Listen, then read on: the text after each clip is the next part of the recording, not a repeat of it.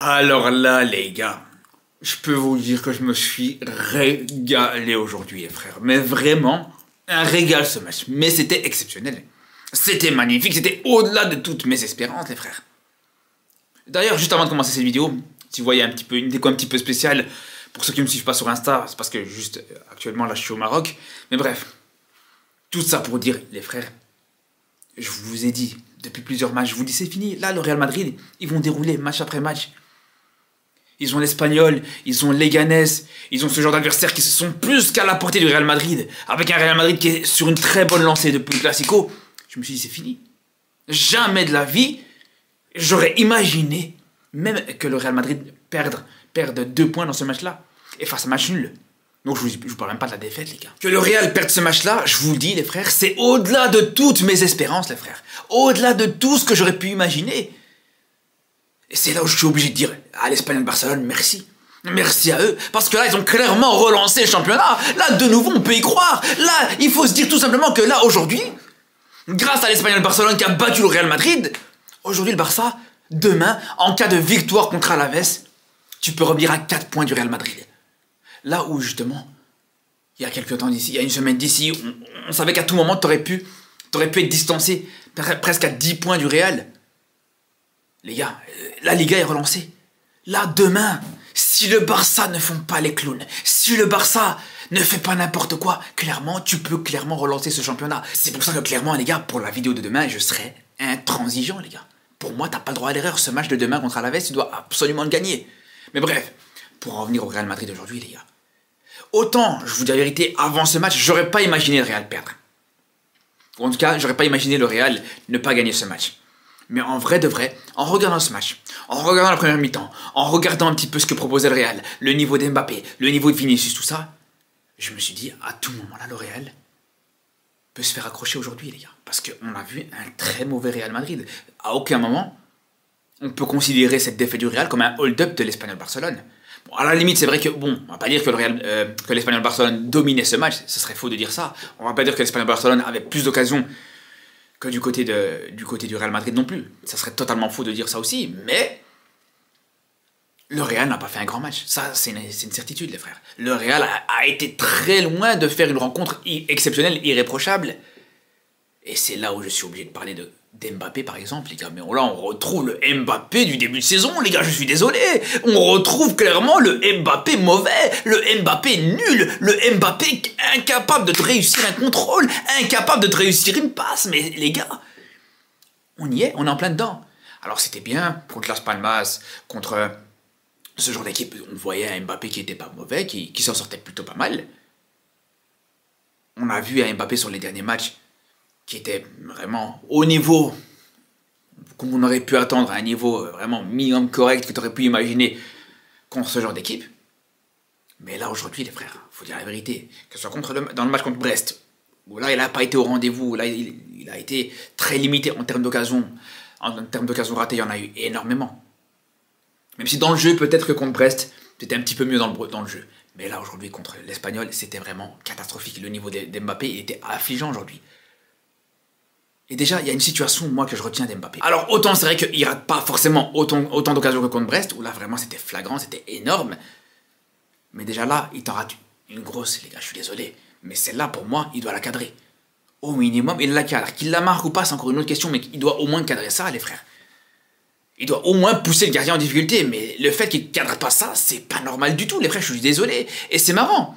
Parce que quand on voit justement contre Brest, où il y a eu plusieurs situations, où on voit Mbappé dans un angle un petit peu fermé, plusieurs fois, justement, on a vu Mbappé au moins cadrer ce genre de situation. On a vu Mbappé au moins pousser le gardien à l'erreur. Ou essayer en tout cas de pousser le gardien à l'erreur. Mais là, le fait qu'il ne cadre pas ça, c'est là où on se rend compte que je pense vraiment que le match contre Brest, il l'a fait travailler mentalement, les gars. Quand on voit qu'au niveau de sa précision, il est beaucoup moins calibré que sur le dernier match, je me pose vraiment des questions. Et au-delà de cette précision-là, je vous dis, même dans le jeu de manière générale, dans le jeu, pour moi, Mbappé, c'était très mauvais. C'est pas pour moi, il était très mauvais, les gars, aujourd'hui. Vraiment.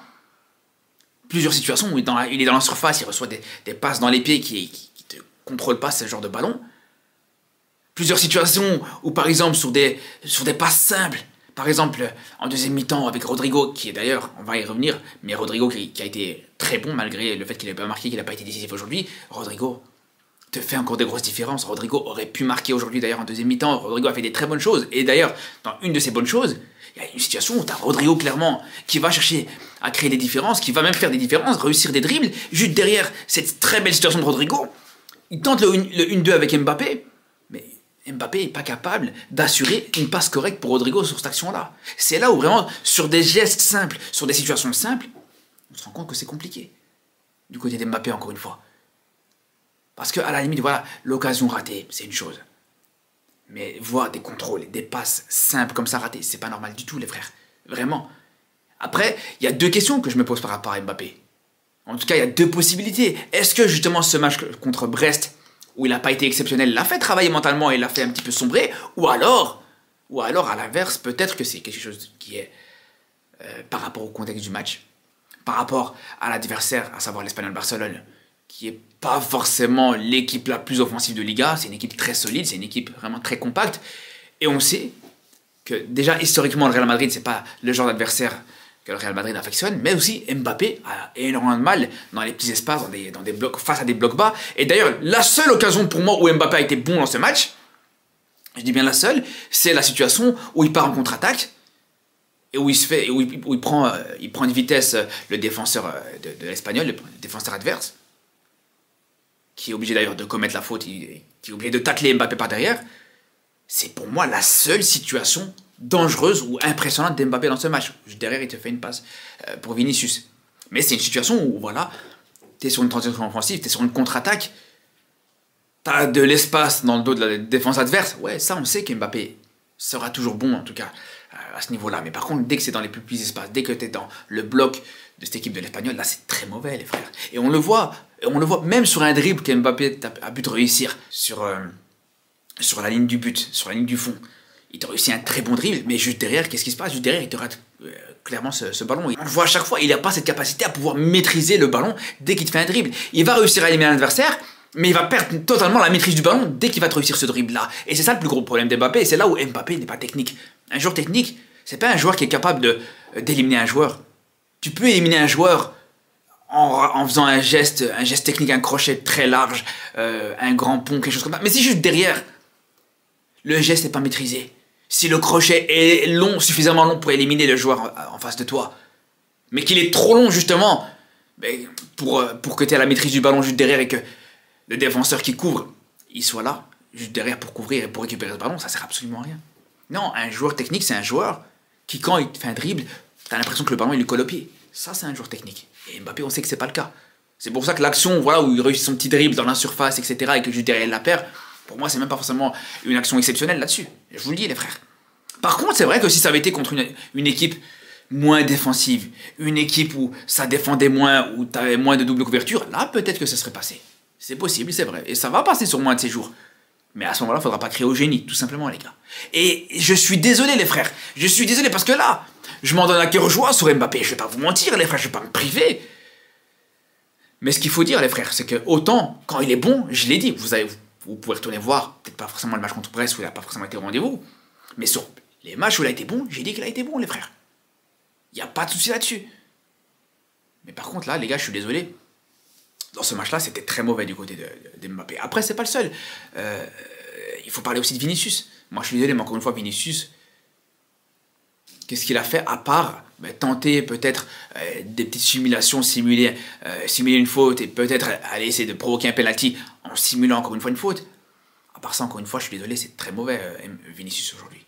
Après, peut-être qu'il manque de rythme, c'est vrai qu'il a du mal à enchaîner les matchs entre les blessures et les suspensions, mais décevant. Et pourtant, voilà, c'est vrai que son but refusé, sur le geste, sur la frappe, elle était pas mal, faut le dire. Mais bon, à côté de ça, t'as quand même une faute de Mbappé juste derrière, les frères, faut le dire la vérité.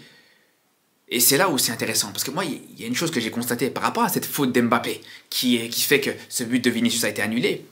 Ce qui est marrant, c'est que, je dis pas le contraire, il y en a, ils vont me dire, ouais, il y avait faute à la base, Mbappé se faisait accrocher, se faisait attraper. Suffisamment pour gagner une faute, je sais pas. Ou gagner un penalty, je pense encore moins, je sais pas. Mais dans tous les cas, C'est là où Mbappé, contrairement à Vinicius simule beaucoup trop, Mbappé n'a pas encore ce vice de, je dis pas de simuler, mais de demander la faute, de faire en sorte de la gagner cette faute. Et en retour, il réagit bêtement, il réagit totalement bêtement, je suis désolé les frères.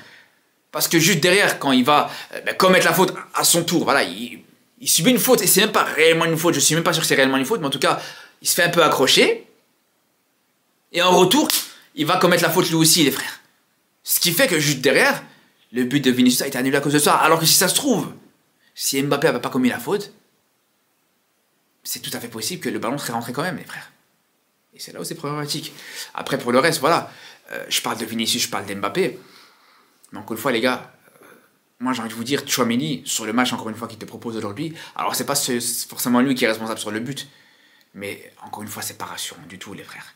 Et moi, il y a une situation où, quand je vois encore une fois un Tchouaméni qui se retrouve tout seul en tant que dernier homme de cette défense du Real Madrid, je vous dis la vérité, les Madrilènes, vous pouvez pas être serein quand c'est comme ça, les gars. Il se rate complètement dans son intervention. Il est pas rassurant du tout pour son équipe, les frères. Je comprends même pas comment c'est possible qu'ils soient encore alignés en défense centrale, les frères, vraiment. C'est une catastrophe, match après match, les gars. Match après match, à chaque fois quelque chose à redire. À chaque fois dans des régions différents. Contre Brest, c'était plus dans le domaine aérien. Et pour ce match-là contre l'Espagnol, en ce qui concerne Tchouaméni, c'était vraiment dans cette capacité à gérer la profondeur, gérer les couvertures, etc., où c'était très mauvais.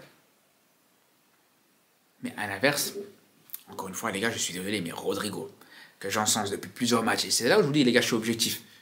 Parce que autant je peux tailler Mbappé, je peux tailler Vinicius, mais Rodrigo, les frères, ça fait plusieurs matchs, je vous dis, il est tout simplement monstrueux, les frères.